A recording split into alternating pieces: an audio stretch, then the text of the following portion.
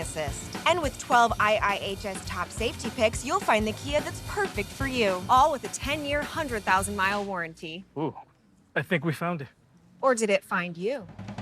Wow. Get 0% APR plus $750 Labor Day bonus cash or $2,250 total cash on the purchase of a new 2020 Sportage. One justice for all. Judge Judy. Coming up on the Fox 13 Quickcast, Hurricane Dorian is causing some LDS missionaries to evacuate. Hear from one family impacted by the storm. The gun range fire is history, but there's a new potential threat for bountiful homeowners nearby, and it's the end of an era. A local video rental store open for 30 years is closing for good. This is a Fox 13 Quickcast. Ahead of Hurricane Dorian's U.S. landfall, at least 3 groups of missionaries with the Church of Jesus Christ of Latter-day Saints have evacuated from Florida.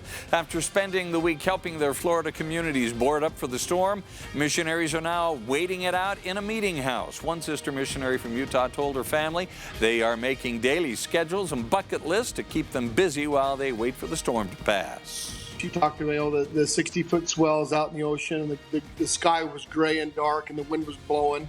So you knew it was coming. And her biggest thing was she was a little nervous, but she also knew there's going to be a lot of service, with devastation in the homes and whatnot. The Spencers say, depending on how bad the storm is tonight, they should be hearing from Sister Spencer sometime tomorrow or the day after. Red Cross volunteers from Utah are on their way to help Hurricane Dorian victims. A team of volunteers from Provo left Saturday with an emergency response vehicle, and a volunteer from St. George is getting ready to leave for Georgia. The Red Cross says they're ready to provide food and shelter and anything else people need. When they get out there, they get a better briefing on the ground of here's what's going on, here's areas we can get into, areas we can't due to flooding, down power lines, trees, houses across the road. You can help by donating blood or texting Dorian to 90999 to automatically send $10 for hurricane relief. The last of fire crews left the gun range fire in Bountiful this morning. Over 3 days, the fire destroyed 3 homes, cost about $500,000 to put out. Now the state is asking homeowners to prepare for another threat, the risk of flash flooding for the next 10 years.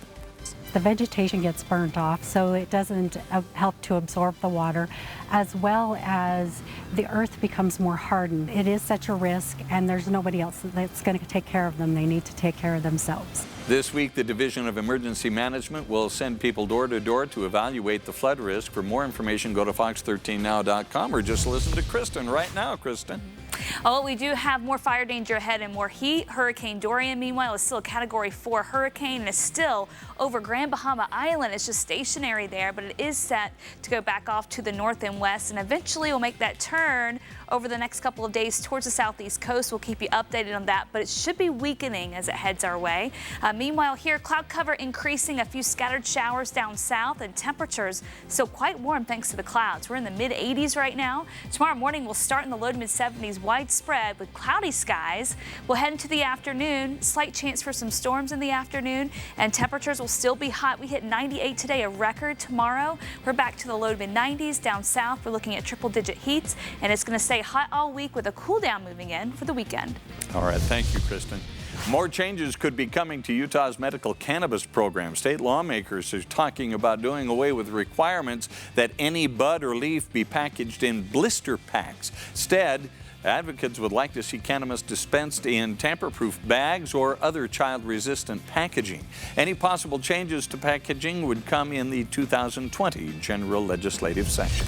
State judge will decide whether to let the Inland Port project move forward. Salt Lake City Mayor Jackie Biskupski is suing the state, saying the project is a land grab and steps on the city's taxing authority. Court records show the judge has given lawyers for both sides until the end of the month to file papers on whether he should block the project until that is settled. Arguments are set for mid-November. Finally tonight, a small business in Utah County is closing its doors, the victim of the changing times. Since 1987, Larson Video in Springville rented thousands of VHS tapes and DVDs to its customers. In 32 years, the store never raised its rental price of $2.75. Now, with DVDs being phased out by online streaming, store owner Leon Larson says it's time to dim the lights. But I got a list out of 1989 of my top 50 customers, and there wasn't one on that list that still come in here. We was making more money a week 30 years ago than we do now in a year. That's a big difference. At its peak, Larson says the store sometimes had profits of $25,000 a week. He's selling what's left of the inventory for 99 cents a piece before the store closes for good later this month.